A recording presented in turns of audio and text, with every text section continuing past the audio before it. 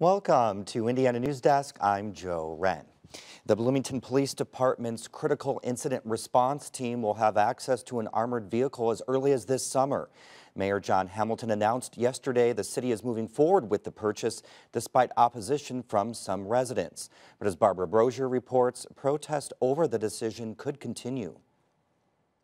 This is what democracy looks like! Members of the Black Lives Matter Bloomington Coalition have been protesting the purchase of the armored vehicle for weeks, saying the city should have asked for public comment before signing a contract. The mayor's abuse of procedure and his acting unilaterally demonstrates that he doesn't think that he's accountable to the civilian population when it comes to making these decisions. After receiving about 500 comments about the armored vehicle, the city is moving forward with the purchase. City officials say the feedback was split between those in favor of the purchase and those opposed to it.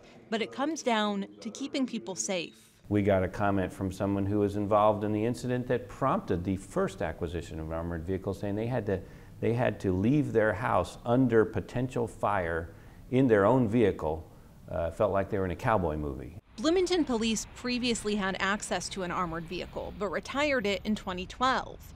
Hamilton is recommending several changes to the new one based on public feedback. We're changing the color from dark blue to light gray. We're going to be sure to affix decals and notification of a rescue vehicle on it. Hamilton is also asking the police department and public safety board to adopt updated protocols dictating when the vehicle will be deployed. He wants the city council to draft a resolution that says how the vehicle should and shouldn't be used, such as prohibiting its use for crowd control.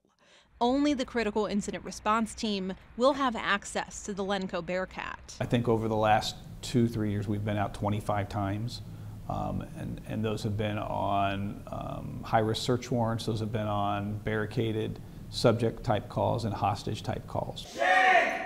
Shame! Shame! That's not enough to address concerns of protesters who say the lack of transparency surrounding the acquisition is one of many concerns. They worry the vehicle will be used to intimidate already marginalized groups, and they plan to keep making their voices heard.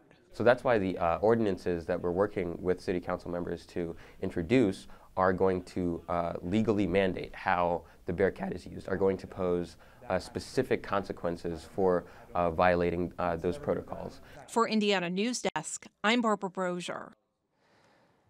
Hamilton says the Public Safety Board will work on drafting protocols for deploying the armored vehicle over the coming months. The city doesn't have a delivery date for the equipment.